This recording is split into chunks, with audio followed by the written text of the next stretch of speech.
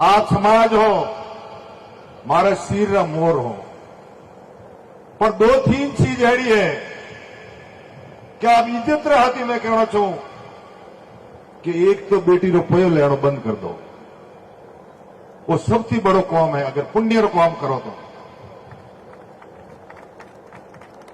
आपरे घर में अगर कंकु ने कन्या है तो आप कंकु ने कन्या देने वाले बच्ची ने रवाना कर दो। आप बड़ों रकमोरा नाम थी पया लो और मने पतो है हूँ आप ठेठ घर तक पहुंची रहूं क्योंकि मैं पूछू जरा कहे साहब मोरे मेहंदी रा पया लीधा ने रकमोरा पया लीधा पर अन्ने भी धीरे धीरे बंद करो। अण वास्ते बंद करवारो कहूं कि आज दिन तक मनक धर्म पढ़ना आवे और आप में भी कई लोग एड़ा जो मैं पूछू छे कि साहब धर्म पढ़ना एक पाड़े धर्म पढ़ना ने महिला खूणा में पया लीधा वो नुकसान है।